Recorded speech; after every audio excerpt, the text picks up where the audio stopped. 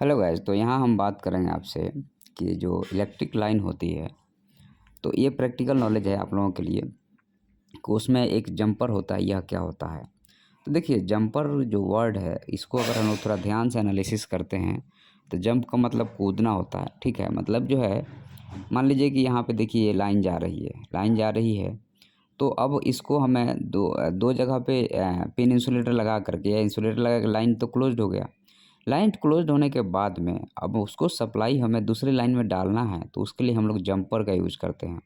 अब इसमें बहुत सारी टेक्नोलिटी रहती है कि ये जंपर कहाँ यूज़ करना चाहिए और कहाँ यूज़ नहीं करना चाहिए। तो पहले हम लोग इस टेक्नोलिटी को समझ करके फिर हम लोग आगे बढ़ेंगे। सबसे बड़ी चीज़ है कि जंपर का यूज़ होता है 11 केवी, 33 केवी या मैक्सिमम से मैक्सिमम 66 केवी तक। उसके ऊपर जंपर का यूज़ नहीं हो पाएगा। उसके लिए हम लोग जंपर यूज़ करते हैं, लेकिन वो जंपर नहीं रहता है, वो हम उसको लंपर बोलेंगे या लोअम्पर बोलेंगे। क्योंकि उसमें क्या होता है कि जब आप देखिएगा 132 केवी की लाइन हो गई या 332 हो गया या 666 हो गया, मतलब जो भी इसके जैसे ही पावर की सप्लाई या वोल्टेज की सप्लाई आपकी बढ़ेगी, तो क्या होगा कि इसके डिस्टेंस को हमें जंपर के डिस्टेंस को मेंटेन करना पड़ता है। इसलिए मेंटेन करना पड़ता है क्योंकि वहाँ कोरोना लॉस होता है और एयर का डाइइलेक्ट्रिक जो है सो ब्रेक डाउन होता है। और जब एयर का डाइइलेक्ट्रिक ब्रेक डाउन होता है तो वह एयर आयनाइज्ड हो जाता है या उसमें वो चार्ज्ड एयर हो जाता है। और जब लोहे के संपर्क में आएगा तो वहाँ से करंट फ्लो होना शुरू हो जाएगा।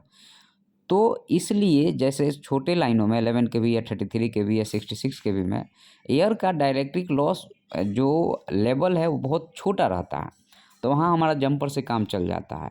लेकिन अगर हम लोग बड़े लाइनों में अगर हम बात करने जाते हैं तो उसका डाइलेक्ट्रिक लॉस का जो सर्कल होता है ना, या सिलिंड्रिकल जो एरिया होता है वो ज़्यादा होता है।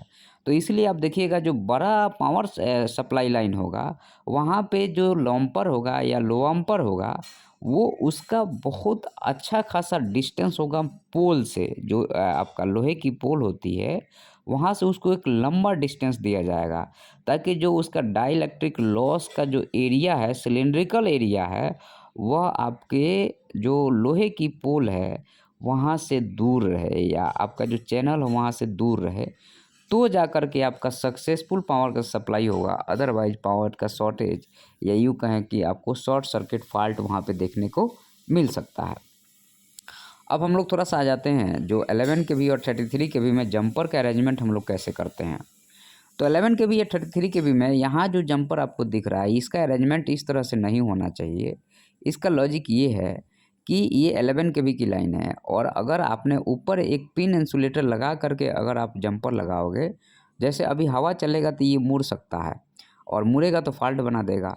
तो उससे बचने के लिए एक पिन इंसुलेटर लगाते हैं। पिन इंसुलेटर के ऊपर जो है सो जंपर को लगा देने से वो सही तरह से अरेंज रहता है, नहीं तो सही तरह से अरेंज नहीं रहता है।